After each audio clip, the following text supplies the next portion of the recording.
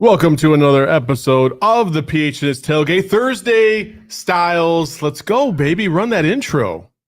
Saul Bookman, Marcos Niniza Padre, South Mountain Community College Cougar, and best of all, a Wildcat from the University of Arizona. Johnny Venerable, Maricopa, Arizona. We have a Denny's and an IHOP. Bo Brock, the Harvard of Maricopa County, Scottsdale Community College, Fighting Artichoke. Shane Diefenbach, North Scottsdale Circus School of Arizona. Honk, honk. All right. Well, Shane's not here today because he decided to take his talents to the ASU, the PHNX Sun Devil show, as they're recording a podcast today. But we do have the most important three anyway, and myself, Bo Brock, and Johnny. How's it going, Johnny? I'm doing well. I'm nervous. I'm taking Miralax. I'm taking Tums. I can't watch this team on national TV shit the bed again. So I'm making sure that I'm taking care of what I need to. And I believe we're going to get this dub tonight. It's going to happen. We're going to be at the tailgate. We're going to have a ball at the Lola. And this is the table setter. Can you imagine going to any other digital or conventional terrestrial radio place and getting content wall to wall? We're essentially giving you a 10-hour pregame and postgame for Cardinals hosting the Saints. It's fantastic. Also, just be thankful that you don't have to play on national TV seemingly every fucking week like the Denver Broncos and be a disaster. Okay? Thank God. Oh, my God. We still have two more of those games on national TV to be subjected to. I am so done with Russell Wilson. What's worse, like the cringeworthy commercials that he seems to put out every week or every performance that we see in primetime from Russ? What would you rather take? I would say the performances are costing me money. I am not shilling out for his dirty-ass Subway sandwiches, so it's my own fault. I bet on the Broncos' money line, but I'm not going to get salmonella by his sandwich instead, so I couldn't deal with the commercials. He's feeding you false hope and sandwiches at the same time. You poor man. Well, before we get to today's game of the Cardinals versus the Saints, we should give you a little bit of a preview in terms of what's going to happen on Saturday. Some big-time college football matchups, 5 of them, in fact, that are both top 25 teams facing each other. We'll go ahead and start with in-house. Our own Sean DePaz is a Syracuse grad. Let's go ahead and go there. He's very excited about this game. Hopefully he doesn't get his PP smacked too hard. I don't have a lot of faith in the Syracuse Orangemen, but listen, they're on a roll. They're undefeated. They're in the top 25, the number 14th ranked team in the country, but they do have to go to Clemson, and that is a tough place to play. Yeah, it is. I mean, good story. Syracuse, the first time they've been worth the shit since Donovan McNabb, probably, right? Yeah. It's been far too long. That's a great football university. They play indoors. They have a blast up there in northern New York. What else is there to do in the snow belt but basketball and watch football? Yeah. So it is a good story, but it ends in Clemson, the home of DeAndre Hopkins. And Go ahead. I can stop. You can go. No. I didn't know if you were done with your sentence. I have made money betting on Syracuse all year, so they have a place near and dear in my heart. I like watching them play football. I think their offense is fun. They haven't beaten anybody. Now, you can make an argument who's Clemson beat. They've beaten real teams in the ACC, but to me, Syracuse is a fun story. They're nailing teams at the end, fourth quarter, 3 to 6 point victories. They barely beat Purdue. They I think barely beat Virginia at home. They do not have the athletes to hang with Clemson up front, the line of scrimmage. So again, this guy's in contention, National Coach of the Year. Kudos to you. It's a basketball school. Anytime a basketball school like this or Kentucky can do what they do on the football field, you're good with me. But Clemson's the class of the ACC, and they're a national power for a reason. Yeah, absolutely. Listen, I always forget it. I always screw up his name. Tuamali Lopo or something like that. Tuga. I'm not even gonna try. Anyway, the quarterback's pretty good. DJ Ugalele. Yeah. Oh, got it. Let's go. He's been wildly inconsistent over the course of his career. Passing wise, he's gotten better this year. He has stepped it up a little bit, but again, they haven't played anybody either with a shit. So I'm actually looking for a close game, but I do think ultimately in the fourth quarter, Clemson will fall apart. Listen, Garrett Schrader, Sean Tucker, their quarterback and their running back respectively, they've done a solid job this year in keeping Syracuse afloat. But the story ends this week because the real big boys show you what it's all about. Let's move over to Texas against Oklahoma State. Texas at Oklahoma State. according to ESPN metrics, whatever metrics they use, whatever freaking dwarf they have behind the curtain, whatever the fuck they're trying to pull, they have Texas as a 66% favorite over Oklahoma State in Stillwater. I don't believe that for a second. I don't believe for a second Spencer Sanders is going to have a bad game against Texas, but they have played better, the Longhorns. Bijan Robinson and company looking to pull the upset. Ton of points in this game, right? What's the total on this one? It's got to be high, right? So Oklahoma State, despite being dogs, I mean, I love the over, but it's going to be, I am shocked too that they're going to go on the road, hostile environment, Big 12. I'm a man, I'm 40, come to me. I'm all about that. Give me the Cowboys at least covering this damn game. That's zero respect. Texas is not officially back. They've had a couple bad losses so far. And then you've got Oklahoma State coming off a tough loss to TCU to, end their perfect season. They're going to want to bounce back, and I wouldn't want to be the Longhorns.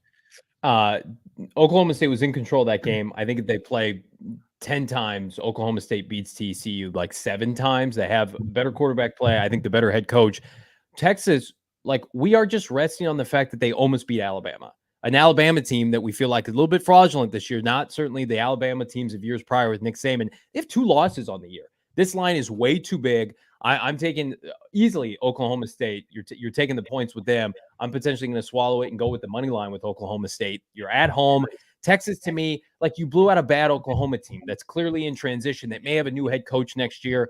I am not a Steve Sarkisian fan. I think he's more of an offensive coordinator. We've seen him run other programs into the ground, most notably USC, and we see what Lincoln Riley is doing there now. So for me, Texas is going to end up, I think, with 8 wins. They're going to disappoint in a bowl game. Oklahoma State's a real team that I thought had a chance to go undefeated in the Big 12. Still is going to have a nice year with 10 and 11 victories, and they're going to notch one this weekend against Texas. All right, so let's just breeze through the next 3 games real quick. Outside of one of them, I do have UCLA against Oregon. This is a Pac-12 matchup, obviously. Local implications because we've seen these teams play. Listen, it's basically DTR against Nix. Which one's going to show up? It's in Oregon. Tough place to play. I think Bo Nix says it's a good game. I have Oregon. Who do you guys got? Chip Kelly hasn't won against his former team. He hasn't beat Oregon since taking over the reins of UCLA, but I think that ends this weekend. Ooh. Give me the Bruins. Give me the, I love it. 2 veteran quarterbacks going up against each other, but there's more for DTR here to gain than Bo Nix, kind of a SEC transplant. He's probably like, hey, this Pac-12 stuff's pretty easy compared to what I came from, but it's going to be a harsh dose of reality for him. Give me the Bruins to continue their run this season. I agree with that. I think Chip Kelly was grossly undervalued coming into the season. You had boosters at UCLA wanting him out of the program. They are going to win the Pac-12 now. Now that USC's taken a loss, you mentioned DTR, senior, 6'2", having a fantastic, almost an All-American level season for them. Does not make mistakes. Only 2 interceptions on the year. That Oregon defense is prevalent on kind of the run-and-shoot mentality. They have to get out to a big lead. I think Chip Kelly's got something special for the folks out in Eugene this week. And I think it's a comeback to the national spotlight game for Chip Kelly. They're like the most quiet top 10 team in the country right now. They're not getting respect, even for those of us who are West Coast elites out here on the West Coast. I don't hear about UCLA at all. I didn't hear about them like I heard about USC and certainly Oregon now. So I think Chip Kelly at the end of the year, if he runs the table and wins the Pac-12, and they go undefeated, you have to consider them for an opportunity to be in the Final Four. Do you not? Yeah, I mean, you have to at this point. Any undefeated team should be in consideration for the CFP, obviously. Yeah. All right, just one word on the team who you think is going to win. Mississippi State, obviously dealing with a death of an offensive lineman, Sam Westmoreland. Unfortunately, they got to go to Tuscaloosa and play Alabama. Alabama coming off a loss to Tennessee. Who you got? Mississippi State, Alabama, Johnny. Alabama. Nick Saban doesn't lose back-to-back games. Bo? 2 words, Roll Tide.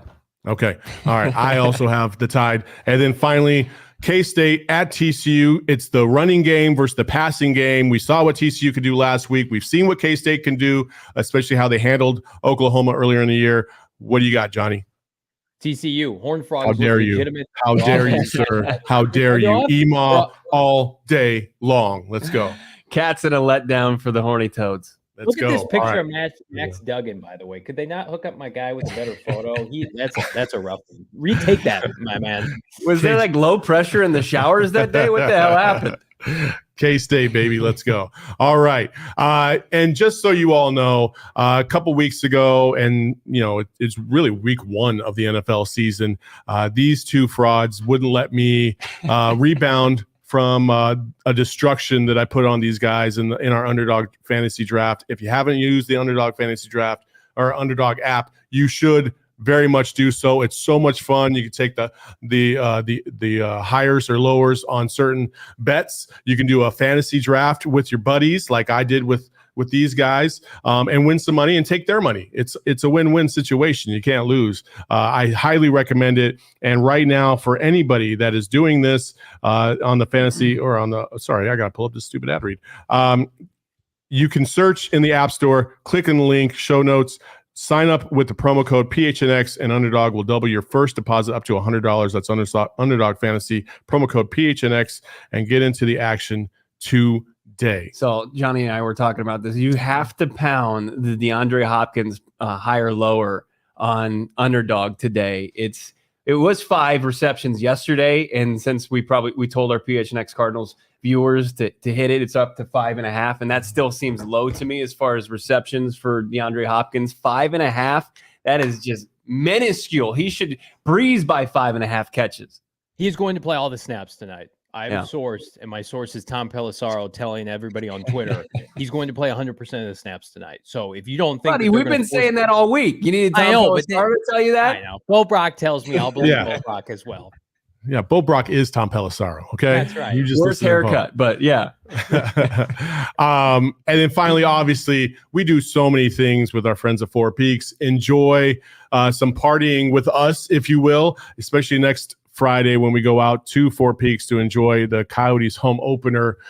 Should be fun. The pumpkin porters should be a flowing. Please come out. It's a free event. Just come out, have a few beers, have a few, a few things to eat, because their food is off the chain as well. It's not very, very often you can go to a brewery and have elite level food along with your drink. It's usually just bar food. Yes, but and Four Peaks is next level when it comes to their food. It's a fantastic environment. Come party with us. It's a fun time.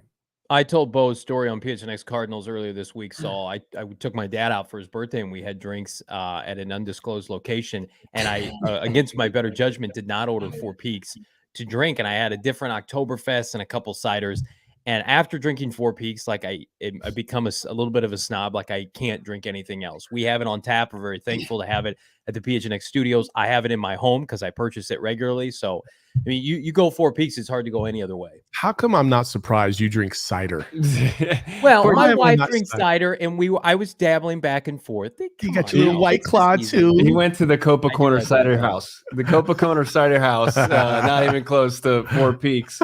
It does. I mean, I'm not a beer snob by any means. I don't know anything as far as brewing goes, and I know there's a whole culture. But you go to Four Peaks and you feel like, oh, okay, I'm a well-rounded beer connoisseur because it tastes so good, and you're surrounded by the tanks and all that stuff. It'll make you maybe put your finger up like you're a beer snob. All right. Well, enough making fun of you, Johnny. It's a little too easy sometimes. Survey says, let's do this. We got a new guy behind the Mac today. This is your first time on the tailgate? No.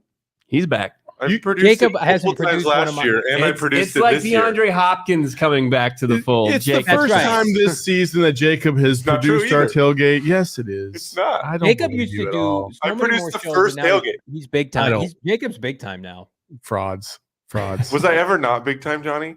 He's a big boy with big dreams. Okay, Jacob, what do you got for us? So let's just preface this game was made in about an hour this morning with the help of our friend Leah Merrill, who used to produce the tailgate last year, actually. Mm-hmm. So we call this game Guess Whose Instagram? Ooh, and we went digging this morning on your 3 Instagrams. Mine's as stagnant as the Cardinals offense. Oh my God. Oh, so I did a little Zoom action. Now, some people might know their Instagrams better than others. So if you do know yours, play along with along with the bid. Okay. Play like you don't know, because that would ruin some of the fun. Sure. We'll start with this gem. Who's Instagram? No, I know that's Johnny. That's Johnny. That's got to be Johnny. Look at those guns, baby. Johnny Guns, baby. Look at that. Look at Johnny. The hair. He's got my God. The Jerusalem Cruisers there on the feet. Dude, you married up. Yeah, he did. Dude. Nice job, John. The hair of this photo is my favorite. How did you avoid wearing the matching romper, the couple's romper? I would, if we ever had a romper at the merchandise locker, I would wear it. Get out of it. Oh, I'm getting you a romper. That will get some rompers. Let's go. All right. Romper. All right. Photo 2. Oh shit. Man. That's Bo's kid. I mean, it's a white hand, so you know it's not me. And it's not me. Yeah, that's not Saul. I can tell you that's not Saul. It's got to be Bo. Oh my God. Oh, okay. That's my look at it just crushing the likes. It's got to be one of my first posts. Oh, it's got to be one of my first posts. How old are you? Like 19? I mean, what is that? That's the infancy stages of IG for me. You look like the guy that. What is the remote tech?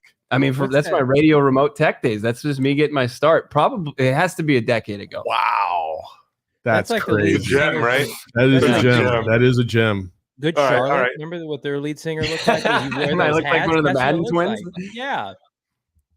All right. Come on.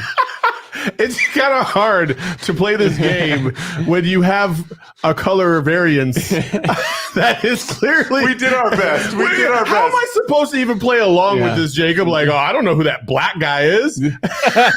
That's one of my buddies. Oh, look at that. Big pimpin'. Let's go, the best baby. part is when we zoom out. That's my favorite part. Yeah. It's really not about the. I was a little drunk that day. It's about the destination, not the journey. It's not Pimp C, that's Pimp Saul right there. He's Last Dance ready. I was. This is during the pandemic. He was Last Dance ready. You saw that was May 17, 2020, right in the smack dab middle of the pandemic. I had to get out somehow, some way. So I went to a cigar bar to hopefully make sure that smoke was hiding all the COVID. We'll get the other glasses out of the way. Oh, my God. Well, first of all, you can't defeat the eyebrows that Johnny Venerable has. So we know this is Johnny. But what's going on in the picture in his glasses? There's a lot. I know what's going on. Take a guess before we zoom out. Me getting on a boat, maybe? It looks like a theme park of some sort. I thought it was like a music festival or Coachella. Yeah, this is Coachella. What is the it? Stage at Coachella. Oh my God. Johnny, what? First of all, I still can't get over the fact that you had long hair. It's just so crazy to me. We're gonna bring it back. Why does it's got some gray in it now? I make fun because I know it in reality is not like. But where did you get? Why does it look like you have Mike Glennon or Davis Mills' neck in this photo? Because I was trying to prop myself up for the photo, make myself look taller. That is at California Adventure, right? The Mickey Ferris wheel, Saul, at the lower when you walk down. And, amusement park. Yeah. That was when my daughter was easy. We could strap her to me, and she's now a demon baby. But yeah, back then we had a good trip. All right. You got any more, Jacob? Oh, I got 2. This is Bo. Yeah, this is really this is the eye black underneath, and you can see the kind of reddish hair. Oh yeah, on the side. So I'm going to say this is Bo.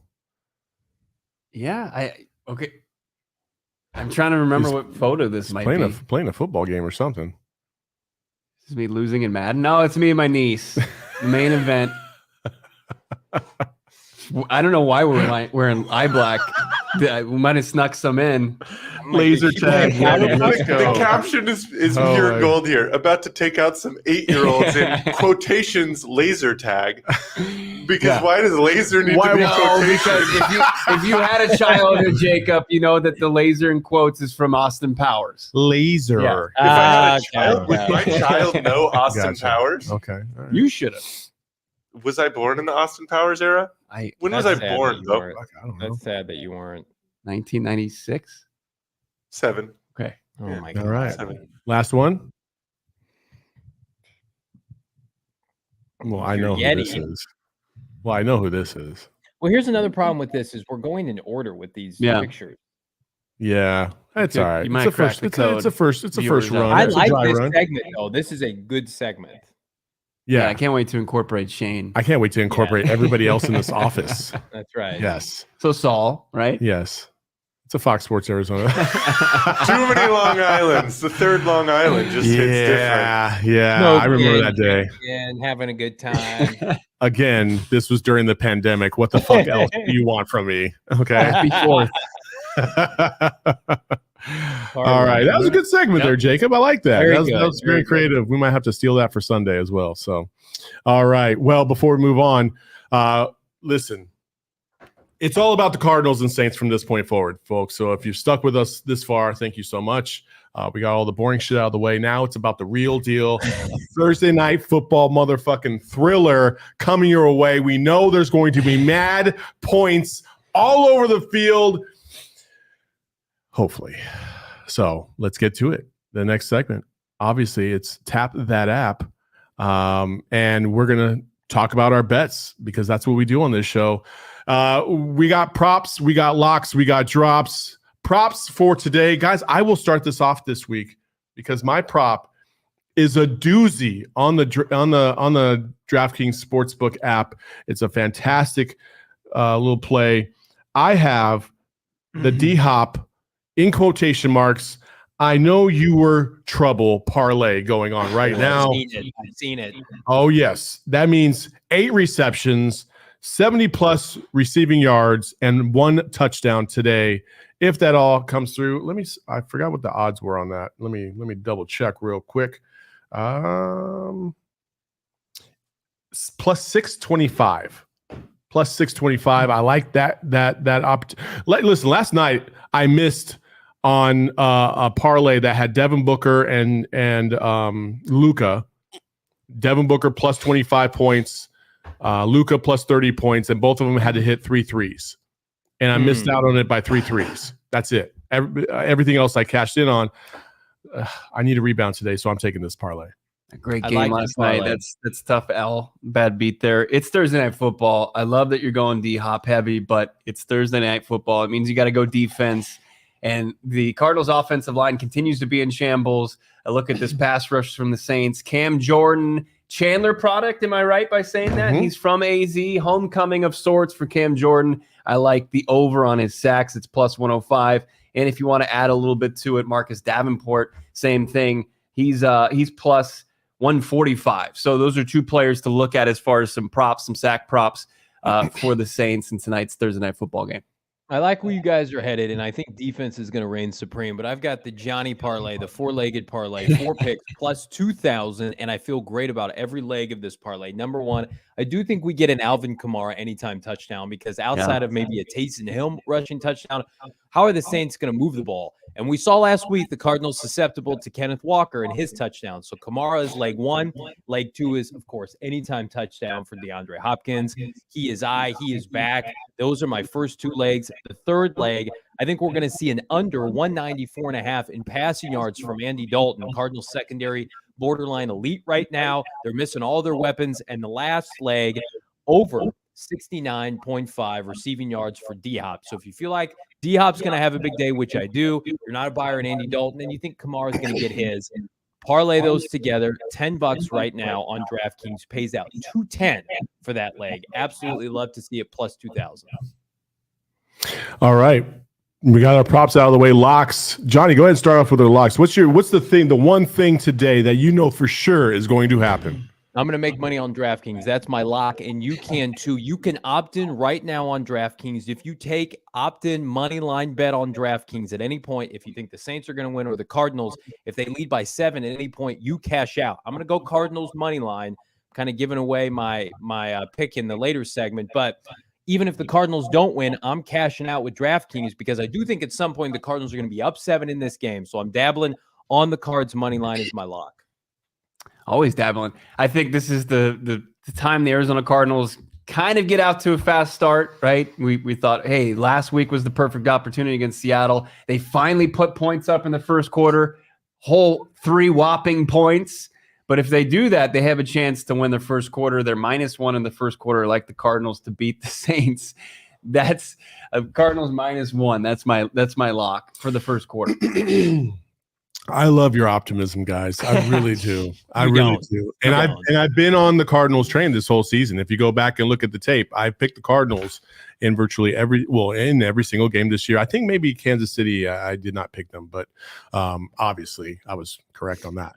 I'm going to be correct on this today as well. I am off the Kliff train. I have jumped off the cliff, if you will. I'm done with this. I don't believe in this offense. I don't believe in Kliff Kingsbury as a play caller. I think he's way over his head. He's shown that too many times to be true. I think he relies on superstars to have to make superstar plays continuously without having any type of scheme, structure, organization, you name it.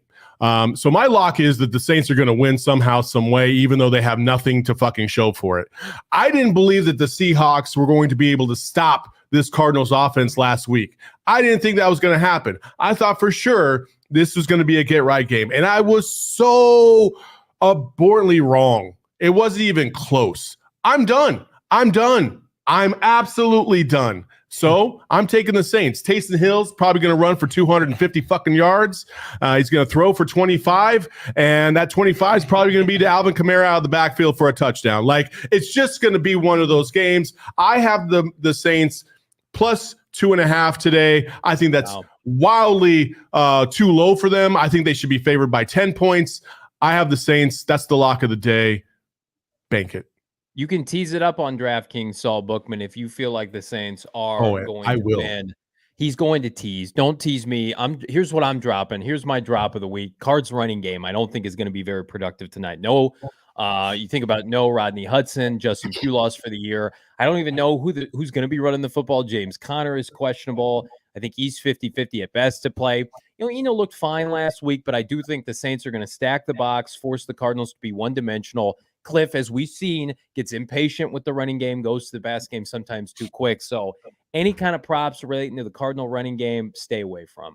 Listen, this game is, well, you know what? I'll save this for the last. Yeah. Well, I mean, I would stay away from anybody not named DeAndre Hopkins as far as in the passing game for the Cardinals. Yeah. You just can't rely on them. You look at some tantalizing props out there, like 2.5 receptions for AJ Green. You're like, oh, that should be money in the bank. I just stay away. Let's see what the personnel looks like. I mean, we're going to see some special packages for Robbie Anderson. He probably would take A.J. Green off the field. Hopefully Greg Dortch gets reincorporated. That's me just praying to the football gods that the Cardinals make the right decision there. And then Rondale Moore, tantalizing, but somebody who had a case of the dropsies last week. Can't rely on anybody but D-Hop. Let's save some money until somebody proves us otherwise. Well, hey, we are in lockstep on this one because I am not a believer in Kyler Murray's passing yards tonight. Stay away from that because I don't believe, outside of D-Hop getting his, I don't believe anybody else is going to get theirs. They're probably going to throw 18 screen passes to Rondale Moore for fucking -4 yards. They're probably going to try and do some silly-ass handoff behind the line of scrimmage on a reverse. That's not going to lead anywhere. I have no confidence in this passing game right now. They haven't showed us anything outside of the Raiders game in the second half and a couple of other things sprinkled here and there. The Eagles gave me hope. They gave me promise. I felt really good about this offense, and then they let me down last week. They just look like they just need to get everything together, and I don't know if they have the people to be able to do that. So stay away from the air attack today. I love this comment from our guy Brian. More furniture, not Rondale Moore. I love that. Stay away from Rondale Moore. Stay on more furniture. Yeah, right. Absolutely. All right, let's get to flight risk and get this baby rocking and rolling. All right, flight risk. It's our preview for the day. It's our preview for the game. There's no Cardinals pregame show. We don't do that here, but this is as close as you're going to get. Listen, fellas, I don't even know where to go with this in terms of Kliff Kingsbury. I've been disappointed in him. Obviously, I just stated that. What are you guys hoping to see from this Cardinals offense today? Let's start on the offensive side. What are you hoping to see from them today, and what do you think we're actually going to get? I think one of the biggest issues so far this season in staying on the football field, in maintaining drives, and putting points on the board, and Howard Balzer outlines it awesome in his article at gophnx.com. I highly recommend you check it out. Use the promo code Howard about Cardinals on third down and in the red zone and what DeAndre Hopkins brings back to this offense. He's not going to be a cure-all Saul, but he's going to be a big help in keeping this offense on the field and potentially putting up points.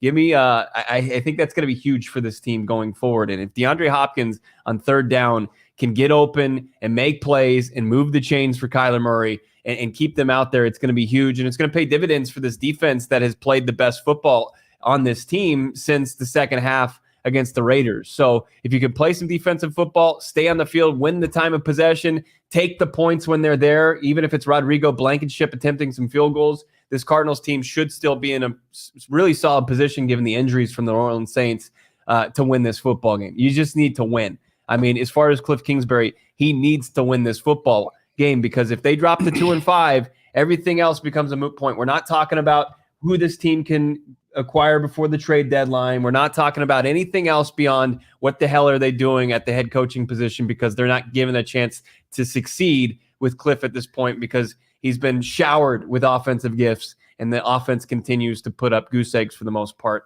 So we got to see a better offensive game from the Cardinals, and it starts by staying on the field on third down and really figuring out in the red zone. DeAndre Hopkins helps you out significantly in that area.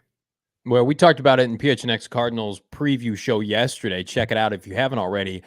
What DeAndre Hopkins brings to this team, and especially giving the team hope and faith moving forward that they can succeed.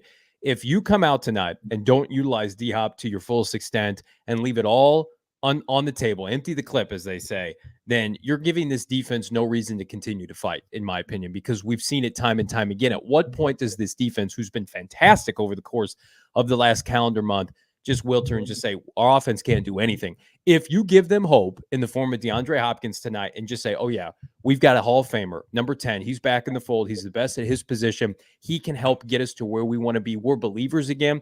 The defense, J.J. Watt, especially this fan base that starved for a victory at State Farm Stadium will feed off of that. But if you come out again and you're inept and you go 3 and out and you're dropping passes and you look unprepared and Dennis Allen undresses you, Kliff Kingsbury, then people, especially on the defensive side of the ball, like, how much more can we do? You're starting to see it with the Denver Broncos, with our guys at DNVR. It's just like that offense is so dejected and misfiring that the defense, at the end of the day, it's like, when are they going to turn in their keys? I hope tonight, because this is really it. Like, you're not going to get another DeAndre Hopkins in November and December. This is your boost, right? It's break glass in case of emergency tonight. You need to give him double-digit targets at minimum, force feed him the football, and let him get you out of this hole and figure your shit out 10 days later for the Vikings. Don't worry about that. You have to go into this game, pulling out all the stops, prepared to not walk into that locker room 2-5, as Bo mentioned, whatever it takes. I think the Cardinals are in the danger zone right now. This is the game where either you try to get right and then you have 10 days to kind of flush out some of the BS that you've been doing over the first 6 weeks, fix some of the errors, fix some of the problems, get Anderson into the flow of things offensively, since you acquired him in trade this week. But it also could go the other way. And I think the fan base feels like this too. I feel like, listen, they're 2-4. Everybody was hoping that they would be 3-3, but 2-4 is not the worst thing in the world. But it's how you got to 2-4. That's the most. Yeah. That's the most worrisome part, right? Yeah. It's like they really haven't been in a lot of games, but they pulled a couple of them out, and they should have dominated several of them, right? They could easily be 4-2 right now, right? They beat the Eagles and they show up against Seattle. You're talking about a 4-2 team, but they didn't do either one of those. And then they continue to double down on their mistakes, which is just like, it's just tough to watch. You know what I mean? And like, listen, Jose, I get it. You want optimism. You want everybody to say that this team is like awesome. Like, I'm not going to do that. Like, I'm never going to do that. I try to preach what I see, and what I see right now is a team that's in flux, a team that is questioning their every move offensively and how they should go about their business. And that's not a recipe for success. It just isn't. Like, we could sit here and, I'm not going to call for Kliff's job, but I'm also not going to sit here and say like, oh, he's doing a fantastic job, because he's not. Like, he looks like he's getting outcoached every single week, that is a problem. So, listen, I'm just going to sit here and say, like, what I hope to see is that there's some creativity offensively. Things start to click. Kyler looks comfortable, and D-Hop gets into the flow of things. and everybody's feeling pretty good. Maybe a little Trey McBride action today, maybe for the first time ever. I want to see that. But at the same time, what I expect to see is listen, they're 2-4 for a reason. Mm-hmm. They haven't shown very much, and this is what they are at this point. And I don't know if D-Hop is really going to solve all those ails because, listen, Hollywood Brown is a different kind of receiver. But you had, listen, it's not us, going from like 1A to like 10, from going from D-Hop to Hollywood Brown. Hollywood Brown's is an elite receiver. And hopefully at some point we get to see those two together on the field at some point. But, we're throwing up Hail Marys at the end of games and getting our players hurt. We'll see what happens. I think that you're going to see a limited productive output from the Cardinals. I hope to see that at least. I hope to see that they're just at least efficient enough to get a dub. They need a dub. Yeah. Especially at State Farm Stadium. Yeah, no doubt about it. The last state, they haven't won a game there. They haven't won since they took out the Houston Texans way long ago, October 24th. This is their last chance to win a game at home in the last calendar year. And if they don't win tonight, it's not going to happen. It's going to go over a year since they last won at home, if they ever do win a home game. And I hear people who are skeptical that that's even a possibility. But, to Saul's point, this is just a must win. You just have to scratch and claw and figure it out. It's not a cure-all. It's not, unless they go out there and they blow the Saints out 49-0 and the offense looks perfect. They're 8 for 8 on scoring drives. Nobody's going to say, hey, okay, it's fixed. They just need to figure out how to get a dub. It's like the NCAA tournament. You just survive and advance at this point, just to be able to see another day as a franchise that has these aspirations of contending for a playoff spot again. But if you drop to 2-5, you're pretty much out of it, and you're starting to figure out. I see in the comments, you're talking about Deshaun Payton. You're talking about who could potentially actually take a talented team like this and take it to where it needs to go, and that's to the playoffs. The team that is hosting the Thursday night game has a distinct advantage because of travel. And if you compound that with the fact that one team has a $45 million quarterback, the other is starting Andy Dalton at 34 years old that will probably be out of the league in 18 to 24 months. Dennis Allen, a failure of a head coach. Kliff Kingsbury went to the playoffs last year. The Cardinals have a significantly more talented roster and a healthier roster, even with their injuries on the line of scrimmage up front on the offensive line. There is no reason that the Saints should win this game, other than if it's Kliff Kingsbury's ineptitude. That is the only reason. If they're not prepared, if Kyler Murray doesn't play up to his capabilities, which is a direct result of his head coach, it will be I'm with you, Saul. It's 100% an indictment of Kliff Kingsbury if they lose. No matter how they lose, whether they lose 3-0, 30-33, whatever it is, you have everything in your corner as an advantage. I want to hear, and I said this on Twitter yesterday, zero excuse making. I don't want to hear about, the offensive line didn't look. The Saints are missing Marshawn Lattimore. They're missing Michael Thomas. They're missing multiple elite players. Tyrann Mathieu playing like it's Andy Dalton. It's Andy fucking Dalton. It's Geno Smith. I know. You have to win this game. If you lose to Geno and Dalton in back-to-back weeks, two teams that have aren't going to sniff 500 the rest of the season, that is, you can't come back from that as a head coach. No. These are supposed to be winnable games with DeAndre Hopkins or without DeAndre Hopkins. Now you don't even. You should really blow them out, but we're conceding you haven't been playing well. Just win by one possession. Well, this is the opportunity. This is the opportunity, right? You've got a very winnable game. You have to win it, and then you can look ahead to this Vikings team that, as of right now, has one loss, and you can say, okay, can we beat them to get back to 500? But you have to win tonight first before you even start discussing that crap. Yeah, that's absolute facts. Again, we could sit here. I've been a Cardinals fan since '88 when they first came to the Valley. I've had season tickets. I'm a diehard Cardinals fan, but I also know what I see on the field. You know what I mean? Right. There's been some rough years where I'm like, dude, these guys got no chance. They got no chance to win this game, and then they didn't. You know what I mean? And right now, just the overall vibe and the feel for this team. Now the Saints should provide you an opportunity to get a W. They should. But at the same time, not everything is rolling in the right direction. The vibes are not high in Cardinals land. It's our job not to sit here and just be like, oh, okay, this team's awesome. They're going to come through and blah, blah, blah, blah, blah. I haven't seen that yet. You fans too much to do that. Yeah, absolutely. If you want us to blow smoke up your ass, then go listen to the local radio team that's got a fucking partnership deal with the team. That's just not us. That's just what it is. I'm going to say what it is. And so listen, I hope they play well today. I hope they get the W. It's not like I'm rooting against them, but I have doubts.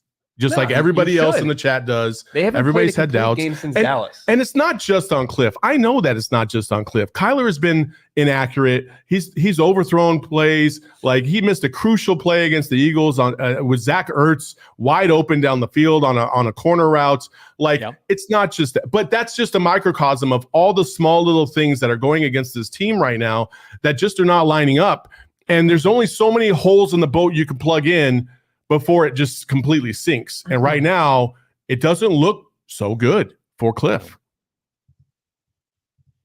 It was not shots. It's not shots at Gambo. Stop. Hey, at least the roof's going to be open tonight. It's going to be a nice Gambo breeze keeps it real too. We're talking about this is we keep it real, and we appreciate and respect your opinion. And if we came on here and chilled for 45 minutes, that's us, in my opinion, spitting in your face. And when the team plays well and there are positives to talk about, like the defense, like Vance Joseph, I will get on my knees and eat all the crow because he's been fantastic. And when Kliff Kingsbury pees the bed every first quarter, we're going to talk about that too. And easy about what you say as far as Gamma goes. We don't want him to block Saul like he's blocked me for no reason. You know, as far as criticism, apparently he doesn't take it. We're gonna mend those fences this offseason. We're gonna get okay. I saw him yesterday. He said he's going to block you, so we're good. Listen, guys, like everybody in this city does a great job covering the team. We do it in a different way, which is fine, and that's our jobs, and it's fun. It's fun. And listen, I hope the Cardinals win. I think they have a good chance to win. This Saints team is not a very good team, but we've been down this road before, and they pulled through against Carolina. This is not a road game. Listen, that's 9 straight losses or 8 straight losses at home. Is it 8 or 9? 8 straight losses at home, and you really, really can't afford to lose the 9th straight because then everybody's going to start to question is the season even over right now. If you have an opportunity tonight to come cheer on the team, please do it, and do it through Game Time. I just checked before the show. The Game Time app tickets are under $30 right now. Yep. My father and his buddies got tickets 6 rows up for a song. So get your tickets now. Go support the team. We don't feel like Saints fans are going to travel well. Let's pack this stadium tonight, and let's show the Cardinals like, hey, you traded for a receiver. We're behind you. Now put up or shut up. Absolutely. Also, the DraftKings Sportsbook app, you should definitely be using that to place your bets tonight. If you don't know about the DraftKings Sportsbook app, it is NBA season. If you did see the Suns come back from behind last night, down 22 to the Dallas Mavericks, and come up with a big win in night 1 of the NBA season, we have some good news for you. New customers can make bets. Any $5 NBA moneyline bet and get $200 if your team wins. You can also boost your winnings up to 100% in the DraftKings Sportsbook app on stepped-up same-game parlays. It's simple. Download the DraftKings Sportsbook app using promo code PHNX. That's promo code PHNX on the DraftKings Sportsbook app. Minimum age and eligibility restrictions apply. See show notes for details. All right, guys. Game predictions. What you got? It's going to be a bit of a sludge. There's going to be some moments. It's just like my golf game that'll keep you coming back. You know, you're going to hit a nice shot, nice deep ball. DeAndre Hopkins, maybe find him in the end zone. 22-16 Cardinals win. That's a shootout for Thursday Night Football. It is. Yeah, I think the under is just going to hit by a smidge, but I think the Cardinals score 3 touchdowns tonight, by hook or by crook, and they get a field goal 24-17. The defense continues their dominance. I think they get a couple turnovers off of Andy Dalton tonight. Look out for Marcus Golden. DeAndre Hopkins, anytime touchdown. I think it's as easy as cash right now on DraftKings. Feed D-Hop, and good things will happen. 24-17 Cardinals. It's like Price is Right. He just Price is Right at me. You just went 1 point up on each side of the score there. I have D-Hop scoring on Cardinals earlier. I have D-Hop scoring a touchdown tonight. However, they are going to miss the extra point, and then they will lose 7-6. Get off the show. I don't want that. Get out of here. I think I've seen that game before. Didn't they do that with the Seahawks one year? They tied 6-6. Yeah. Was that a Thursday night game? It was a Thursday night game. It was a brutal game, and they should have won. I mean, they dominated that entire game, and then they still came away with a tie, 6-6. That was a tough one. Anyway, it's all jokes, whatever. So 68 people watching. We appreciate every single one of you here on the PHNX Tailgate. You can come join us any Sunday morning, usually, to get our bets, get our picks. We talk about a little bit of college football. We talk a little bit about some trending things, and then we Also talk about these Arizona Cardinals, who we absolutely love. We ride or die with. Hopefully they pull the W out tonight. Here we go. It's get on. I'm gonna take some OGs, everybody chill. Like, I see the comments, like, and I will not shut up, Jose. Don't be rude.